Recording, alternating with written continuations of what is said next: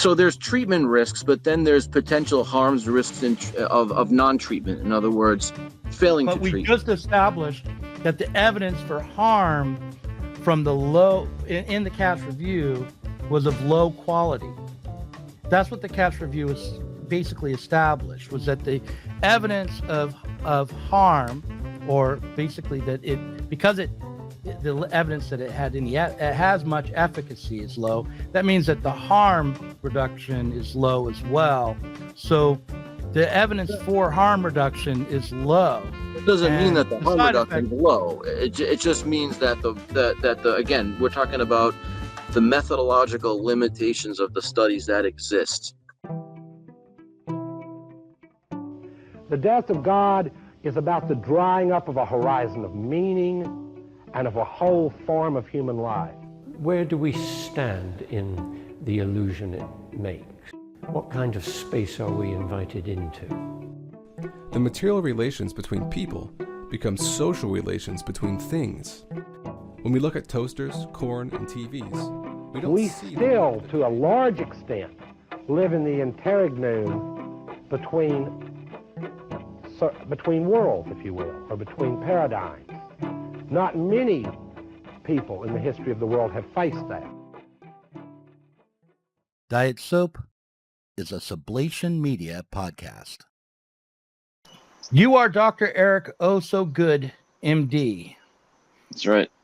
And is that how you prefer to be known, or do you want to give your actual name as well? Yeah, my actual last name is Osgood. I think probably some of your listeners probably know me.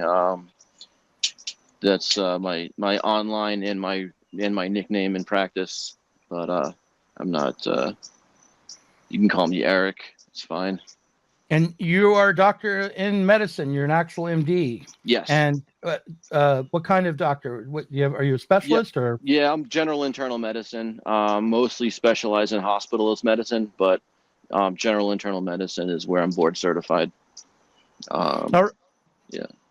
Cool. Okay, so now the reason this podcast is being recorded is because I, as in my typical way, was tweeting, and you responded to me. And are we still calling it tweeting? We're going to defy the X thing, and we're going to call it tweeting still. I'm happy to do that too. Yeah, I still call it Twitter. Good. I still call it tweeting. I don't know Xting. I don't even know what that. Yeah. No. We'll stick with Twitter, and tweeting is good. Yeah. I think it was a mistake to change the name. Yeah.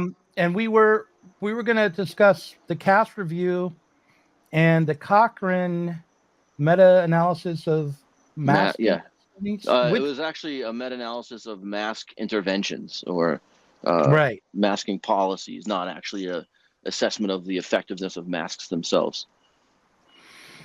Right. Okay. I had something I wanted to show you. Sure. Before we started this part. This is from the early 2000s.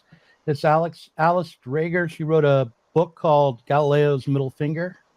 So basically, what we're seeing over and over again is a dangerous situation now, where folks on the left who feel that they need to assert what it is true in terms of identity are managing to shut down teachers, shut down researchers, shut down all sorts of systems of free speech. We now have universities that have free speech zones, which means you're allowed to speak what you want there, but not anywhere else, which I think is kind of a contradiction, right? Free speech is not zoned. And then you have pressures economically coming from corporations, plus pressures now from the right politically. And what you have is a situation where it's getting increasingly dangerous to be a researcher touching anything that might tick somebody off. This is not good. We cannot get good medicine. We cannot get good science, and as a consequence, we cannot develop good medical policy, social policy. We can't take care of people in a system where researchers are not free to do things that might tick somebody off. So what I want to say to you today is be very aware of the ways that the truth for justice and the search for justice and the search for truth are intimately dependent on each other, but they're not functioning together They're in fact increasingly being used to be pitted against each other, and that leaves us in a really dangerous situation. That's the situation Galileo found himself in, where he could not pursue the truth because there was not a just system. And we have to have a system where you can pursue the truth, because it's that kind of pursuit that leads to a greater justice system, that leads to sustainable justice, that leads to good medical care, that leads to good criminal justice systems, that leads to an improved society. All right, so that's the background. I mean, I've been thinking about how the institutions of all sorts, academic, medical, have been politicized by the right and left for a while now, since pretty early days of my podcast. So sure, that's the background. I also want to say before we start, I want that during the pandemic, my attitude was that masking was a no-brainer. And my intuition told me that wearing a mask would help protect me and protect others from COVID infection. Mm-hmm. And it was only after reading the Cochrane Review on Masking published last year that I changed my mind on that. From the Cochrane Review on Medical or Surgical Masks. 10 studies took place in the community and 2 studies among healthcare workers in laboratory conditions. Compared with wearing no masks in the community studies only, wearing a mask may make little to no difference in how many people caught a flu-like illness or COVID-like illness. Wearing a mask probably makes little to no difference in how many people have flu or COVID when tested under laboratory conditions. On N95 and P2 respirators. 4 studies of N95 P2 respirators involved healthcare workers, while only 1 small study took place in the community. Compared with wearing medical or surgical masks, wearing N95 P2 respirators probably makes little to no difference in how many people have confirmed flu, and may make little to no difference in how many people catch a flu-like illness or respiratory illness. That led me to believe that mask mandates don't work. All right. So this was here's the statement from the Cochrane Review. Statement on physical interventions to interrupt or reduce spread of respiratory viruses reviews. This is sort of a comment on lead author of that paper. And what he said is, many commentators have claimed that a recently updated Cochrane Review shows that masks don't work, which is an inaccurate and misleading interpretation. It would be accurate to say that the review examined whether interventions to promote mask wearing helped to slow the spread of respiratory viruses, and that the results were inconclusive. Given the limitations in the primary evidence, the review is not able to address the question of whether mask wearing itself reduces people's risk of contracting and spreading respiratory viruses. The review authors are clear on the limitations of the abstract high risk of bias in trials, variation in outcome measurement, and relatively low adherence with the interventions during the studies hampers drawing firm conclusions. And so I guess what I would ask you would be that what the Cass review essentially found was that they looked at a whole bunch of studies and determined you mean that the Cochrane Review? No, right? well, no, I'm going to go to the Cass Review for a second. The Cass Review essentially stated that the risk of bias and the certainty of the data we reviewed is low. The findings of those studies did demonstrate a positive effect size with respect to gender affirming care, but the studies are inconclusive because there's high risk of bias and a lot of methodological limitations in the study. And from that, your position is, hey, like I don't know if you support bans on transgender care pending further studies, but basically you're taking that review very seriously and to heart, and that should significantly change policy around gender affirming care. What this Cochrane Review said was the evidence that we found to study the interventions surrounding masks, like mandates, for example, is inconclusive because there's so many methodological limitations to the way that this is studied. So why is it that the Cochrane Review saying, hey, the study, the quality of this literature, the reliability of this literature is low, the methodological limitations are so pervasive that it's sort of inconclusive as to whether we can comment on whether masks work or not, is sort of enough for you to say, that's it, I don't think masks work anymore. But a systematic review of studies of gender affirming care saying this is inconclusive is enough to make you say, like, that's actually a conclusive piece of evidence. So I guess no, it's the same. I have the same answer in both cases. I mean, yeah, in terms of mask mandates, because there's not good evidence that mandating the wearing of masks is a good policy. Right. I don't support mandating the wearing of masks. And in the case of gender affirming care, because there's not good evidence to demonstrate that puberty blockers and hormonal interventions are the best, universally the best, because we have to get into the details on that one more. Mm-hmm. But my view is that I'm for on what the Cass report seems to indicate, and what I agree with is that due to the lack of good evidence for puberty blockers and hormonal treatments and surgical interventions actually addressing the underlying disease or mental difficulty, due to that, other interventions should be offered first that have fewer side effects, and more vetting needs to be done before those kinds of interventions should be offered. But in cases where the doctors believe that it is still the best after therapeutic interventions and some vetting, if it's still the best course of action available, it should be offered, but on as a part of the controlled study that people should be able to get. Oh, okay. So you have me right up until controlled study. So what you're saying is, unless it is in the setting of an actual registered clinical trial, that practitioners should be actually banned from prescribing it, even in specialized cases? I'm unclear about that, but my understanding was that was what the recommendation was from the Cass review. It wasn't actually. They didn't. They did not recommend banning anything actually. From the Cass review. The review's letter to NHS England, July 2023, advised that because puberty blockers only have clearly defined benefits in quite narrow circumstances, and because of the potential risks to neurocognitive development, psychosexual development, and longer-term bone health, they should only be offered under a research protocol. This has been taken forward by NHS England and the National Institute for Health and Care Research. Further, following our recommendation to establish a puberty blocker trial, which has been taken forward by NHS England, we further recommend a full program of research be established.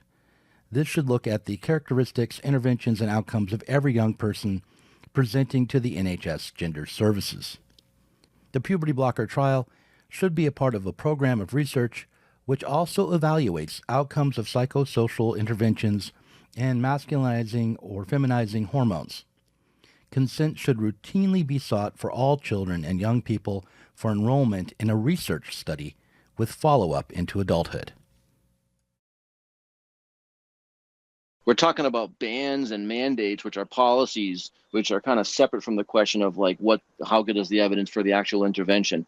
So my understanding is like with Ozempic, right? Mm-hmm. Ozempic is meant to be used to treat diabetes, type 2 diabetes, and off-label, it can be used to combat obesity. So Ozempic specifically, yes, but semaglutide, which is the generic for Ozempic, does have formulations that are on label for obesity management.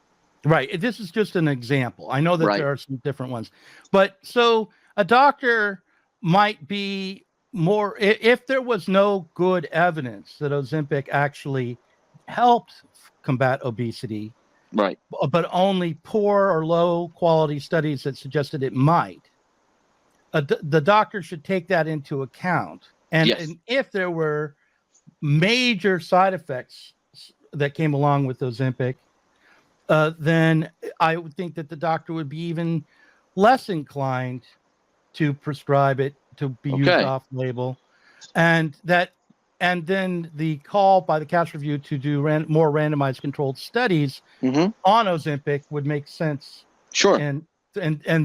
And I think that would be offered as one way in which to receive the treatment. And I don't know if it was the only way or not, but that would be one which you might encourage your patients to participate in, and if they wanted to receive that treatment. Sure. But that's the Cass review, and we were talking about the mask mandates. And so going back to the mask mandates for a moment again.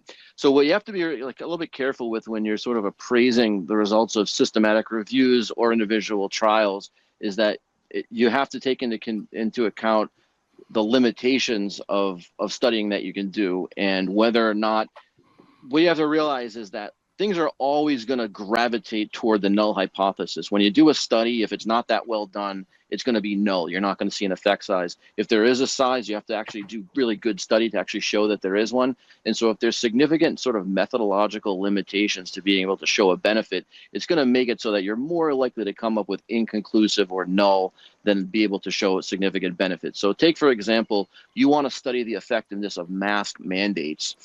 And let's imagine you have my office, and then you have my colleague's office right down the hall. And in my door, it says masks are mandated when you enter this office. And in my colleague's office, it says we encourage you to wear masks. And we're going to try and study and sort of track COVID cases for people that come in and out of my office and people who come in and out of my colleague's office. And imagine that my colleague and I, our office is located in a pretty blue area where people are pretty liberal, democratic voting, all tend to take COVID pretty seriously. And like, if you encourage them to wear masks, they're going to wear masks. You would probably find there would be very little difference between the mask encouragement and the mask mandate in terms of outcomes. If you ran that same exact experiment in a deep red area where people are very aversive to wearing masks, very skeptical of the government, don't take COVID seriously, and in order to come into my office, they have to put a mask over their mouth and nose, versus if it's encouraged down the hall, there's a much less likelihood. There's a much greater likelihood that, assuming masks work, you're going to see an effect size there between the effectiveness of mask mandates that have absolutely nothing to do with the actual effectiveness of masks, but versus the more like the effect size of the mandate. And what research has actually shown is that mask mandates in like predominantly Republican and red areas seem to have bigger effect sizes than they do in blue areas for that reason. That's one example of a confounder that can make it a little bit difficult to find an overall effect size when you do a big, broad, general sweep of all the studies out there, and what can, I guess, confound or interfere with your ability to detect an effect size if there is one. That's one of like many examples. And so, okay, so right there, I think you're playing games. Here's Okay. why. The study that you referred to, was that a randomized controlled study? well, how would you do a randomized controlled trial of a My mask understanding, mandate, of a mask mandate? my understanding is that the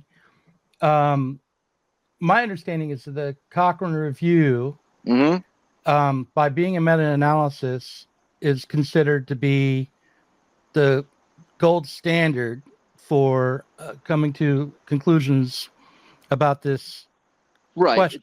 And then They've been coming to the same conclusion since 2007, that this was just one of many meta-analysis of studies on these kinds of interventions.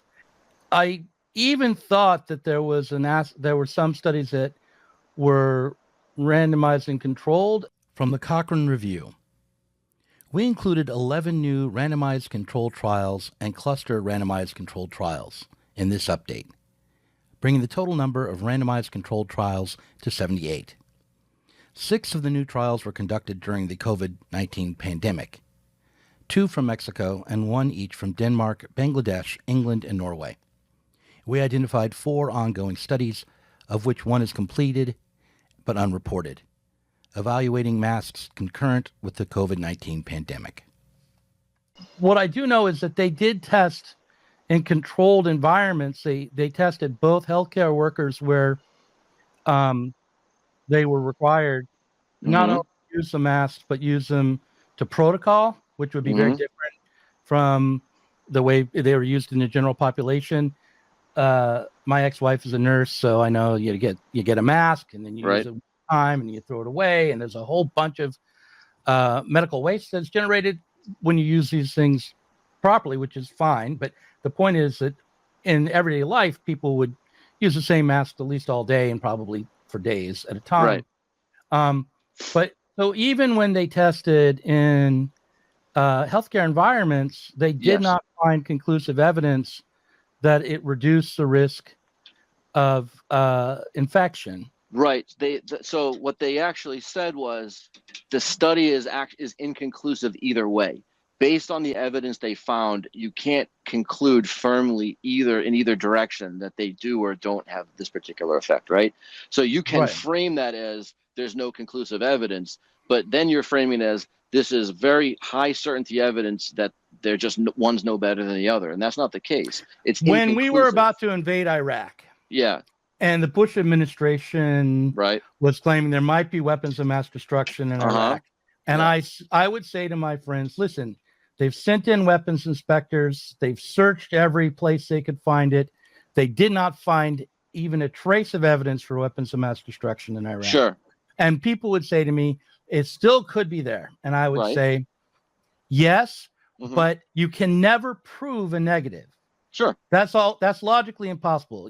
I can't prove Right. that a ghost isn't, haunting me, but I have no evidence for it. I can't prove that prayer isn't a great way to cure diseases, but I have Mhm. no evidence for it. Right. In this case, the same thing holds. Yes, it was inconclusive. They would not say we have proof that it doesn't work. They're always Okay. just going to be able to say, no, there isn't sufficient evidence. So do you want to then do you want to revise and say that after reading this review, it shows that they don't work versus it's still inconclusive? Because I would agree. I'm comfortable making the political statement that mask Yeah. mandates don't work. And here's the other reason why I'm comfortable making that political statement. Because mask mandates are an abridgment of our freedom. Mandates enforcing masks on us are an abridgment of our freedom. Well, where I are would the also mandates say- coming from, though? Where are the mandates coming from?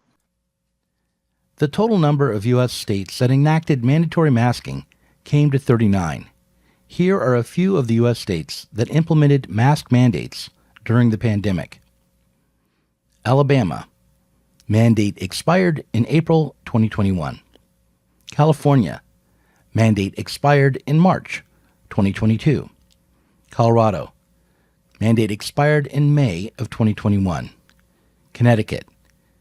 Mandate expired in February of 2022. Delaware.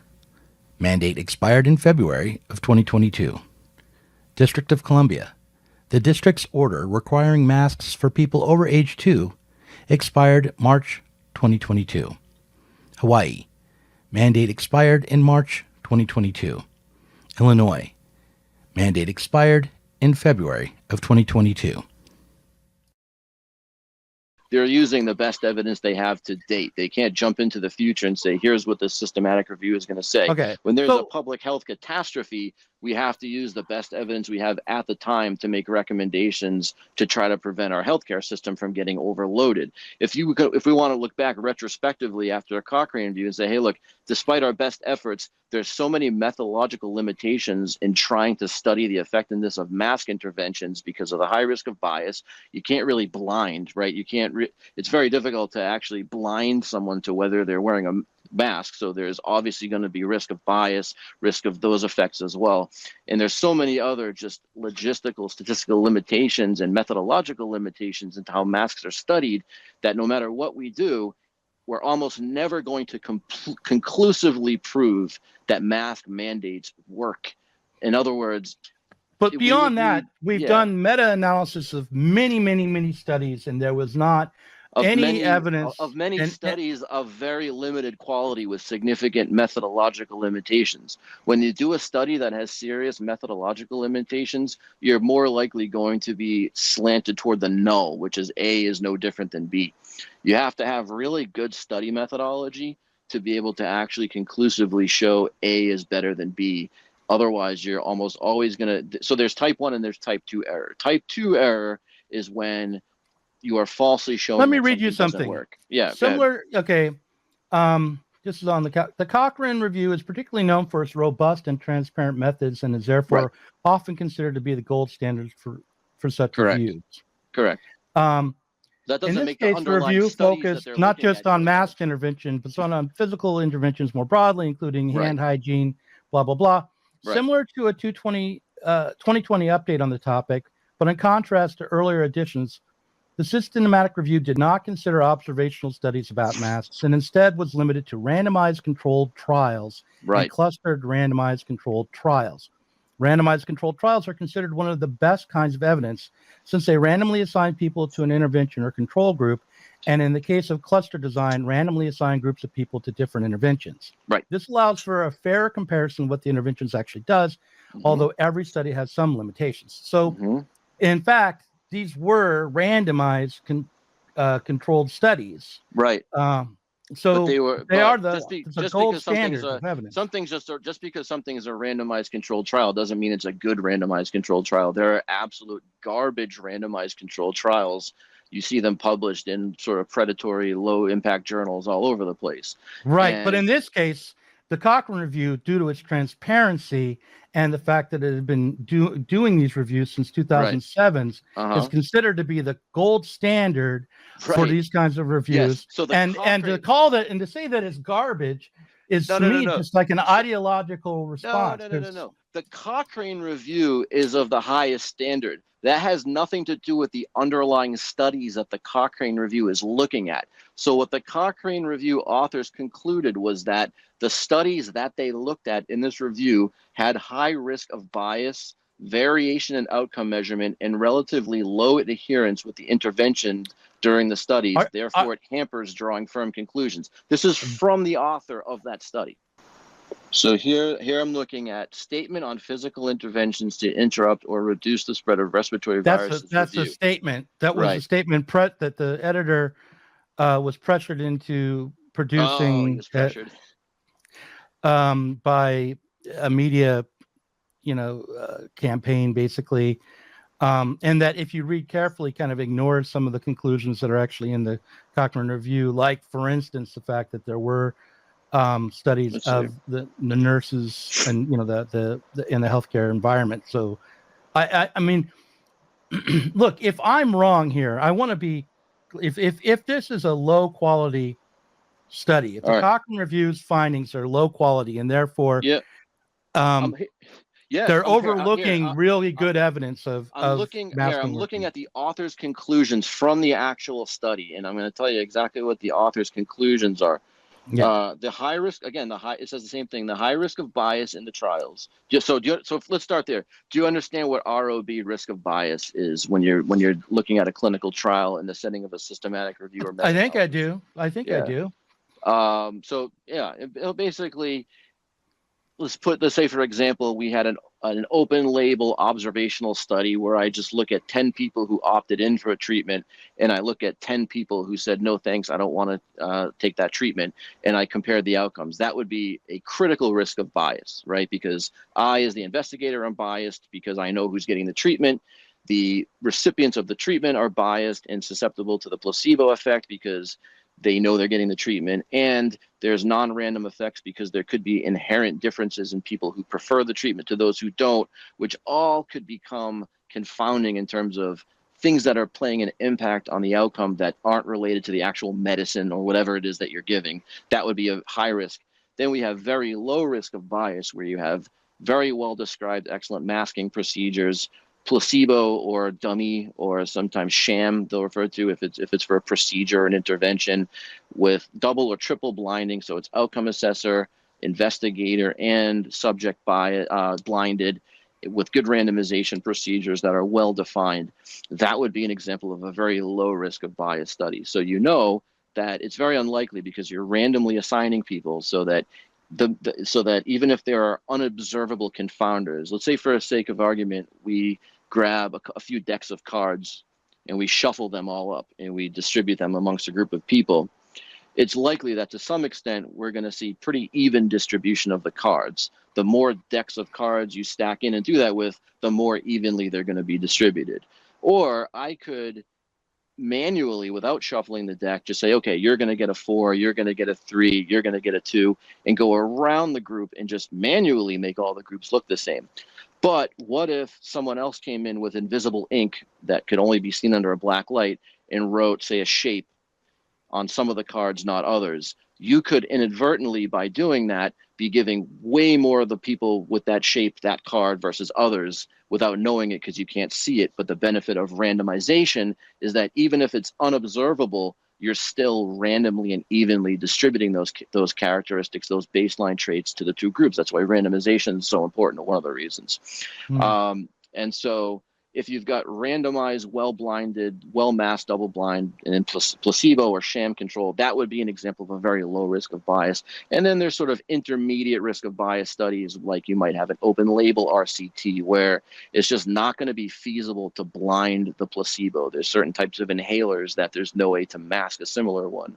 Or an example we'll get into later, which is like the gender-affirming care. It's very questionably feasible whether it's really beneficial and whether masking is feasible in a placebo-controlled trial for, say, estrogen products that you're giving somebody, because it's so obvious when you're getting that that you're experiencing those effects. Another example, years ago, I was involved in a clinical trial of a pain medicine that caused people a very peculiar side effect that I won't get into, and it just unmasked the trial. Everybody knew if they were getting placebo or not. So sometimes you'll have intermediate risk of bias. You can also have very good cohort studies with propensity matching where it's not randomized, but very, very well done in terms of its propensity matching. It's large, it's conducted in a sound manner, where you're not necessarily randomizing its cohorts versus people who are sort of naturally getting the treatment versus not, and you're comparing them. A really, really good cohort study can actually rise to the level of moderate certainty evidence, but it really can't rise to the quality of high certainty evidence. So when, if you're a systematic review and you're scoring all these individual studies that you're looking at, you're assessing for a number of different traits, but one of them being risk of bias. And again, Cochrane review using standardized, really top-notch methodology that we all respect, found that the mask studies that they looked at had high risk of bias. So in other words, and those mask studies often enough would show that there was some beneficial effect from masking, and and those were more lowly. Those had a low rating because there was so much bias in them, in different ways. Not just like intentional bias, but bias in the ways that you described. So, because of that, the Cochrane Review, looking at all the studies, said there is low evidence to support mask mandates. Which means we're still back at my original point, which is, if you're looking for evidence and for whatever reasons, whatever impediments there might be for you to find them, for instance, Saddam Hussein is putting his weapons of mass destruction on trucks and driving them all around the country, so you can't find it. That might be. Then, nonetheless, you can't. You ought, if you look to the best of your ability to look and cannot find evidence. I would say you're better off saying there's no evidence for this than you are saying, despite the fact that I can't find any evidence to support my view, I'm going to continue to believe the view that I started with. The Precautionary Principle, an excerpt from an essay written by the British sociologist Robert Dingwall. The biomedical world has an irritating habit of latching on to social science terminology and tossing it around without really understanding what it means. The precautionary principle is a good example.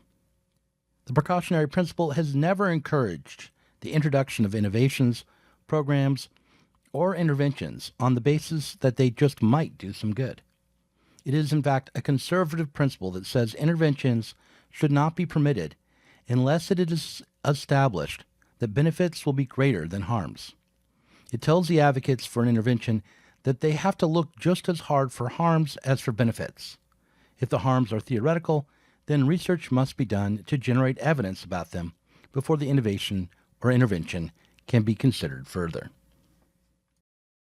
Yeah, but so again, we agree that this has been looked at to the best of the abilities of authors that have looked into all these studies, and we still can't show conclusively that mask mandates are better than non-mask mandates. But that is obviously a different question than whether the masks themselves work, right? So if we could go in a time machine and say, hey, let's not do these mask mandates, I wouldn't really have a problem with that. And then, I mean, look, when's the last time we've had mask mandates? Like, this study was published in what, 2020? This was published in January of 2023. Were there still mask mandates in January 2023? I can't remember. Like, I think they were looking at a variety of studies and not all of them about even COVID, right? I think They the were summer before that is when I went to your media launch thing. I don't remember anybody wearing masks. That's New York, which is pretty like right. But I mean, place. the Cochrane Review wasn't studying people who were going to my No, I launch understand, thing. Yeah. but my point is though, like by the time the study came out, we were more looking retrospectively to see if mask mandates were of benefit. I really can't think of an area by the time this study came out that was like still forcing people to wear masks. So No, I think that's yeah. true. Okay. So what is the point of talking about mask mandates at all today? Maybe is the question, right? And for me, the point of it is that I want people who are on the left not to be so ideologically committed to Sure. Democratic Party policies and to be able to face the fact that there's no good evidence that mask mandates work. And I say it strongly and provocatively: these mask mandates don't work. Sure. That's all. But again, you're asserting that they don't work when the answer is we don't know if they work. Right. But I was asserting that there were no weapons of mass destruction in Iraq ahead of the invasion of Iraq. But eventually we found conclusively that there weren't, right? Well, I mean, there still could be some hidden away somewhere. There's always that possibility. But as far as as to the best gold standard that we have of searching for evidence, which is being in the country and occupying it, we didn't find any evidence that there were weapons of mass destruction. Right.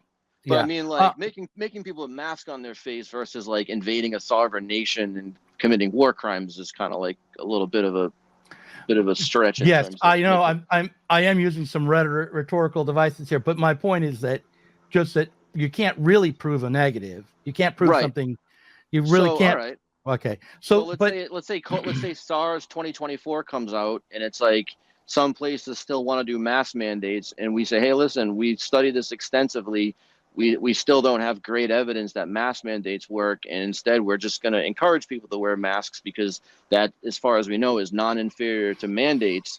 I wouldn't necessarily have a huge problem with that. Again, nor like me neither. But I also might even be for mask mandates if it turned out there were studies that show that it really was communicated, but the infection was spread through droplets and wasn't airborne or something like that, where it could have some good effect. I'm not like committed at all to like always being opposed to mask mandates. Let me just say one other thing about it, which is that there was another study, the Danish study, DanMask 19, which was another randomized controlled trial with 46% proper and 47% predominantly proper adherence to mask use. And it showed that there was little evidence that of a protective effect from COVID-19 the other kind of scandal around the Cochrane Review is the way in which it has been subjected to political pressure after it came out. Like, in fact, the statement from the statement itself was accurate enough, although I think it did ignore the studies with the healthcare workers. It cast doubt on the study that was not warranted, that the study was actually a fairly solid study, but it was forced to put some sort of quasi retraction on it from political pressure. So that I think another thing to point out is that this review, they looked at respiratory viruses in general, right? So the studies that they looked at for this the systematic review weren't just for COVID-19. They looked at COVID and respiratory viruses like flu and RSV, right? And that's what they were doing before COVID, the COVID outbreak at all, because they didn't have COVID. So it started in 2007 before COVID was on the scene. And so there was the idea is there's enough similarity between the COVID virus and other influenza and flu viruses to warrant the comparison or make it relevant. So, I mean, I guess my conclusion would be I would love to see a large, really well-designed cluster RCT to really prove not just whether they work, but like what the effect size and how much of a difference it makes. And then, there was one study that was done that was published in the Annals of Internal Medicine compared like N95s with like regular masks. because a lot of people were asserting, no, everybody in the hospital should be wearing N95s the whole time. And they actually found that wearing regular face masks worked just as well, and that people wearing N95s didn't have, there were no fewer cases of viral infection in that group compared to the other. So, yeah, I mean, the unfortunate thing when I read or hear about that, the unfortunate thing I think about in terms of healthcare workers is that the kinds of protection that is commonly used in these settings may not be very effective at all when it comes to stopping the spread of an airborne virus like COVID-19. And that is especially worrying for the workers themselves, but also for elderly patients, that these hospitals might become traps of, where you go in for a minor procedure and end up at the age of 85, say, dead from COVID by the time you're and have everyone do everything right, wear the mask. And it's just so it's a harsh reality to face. Can we go to the Castor review a bit?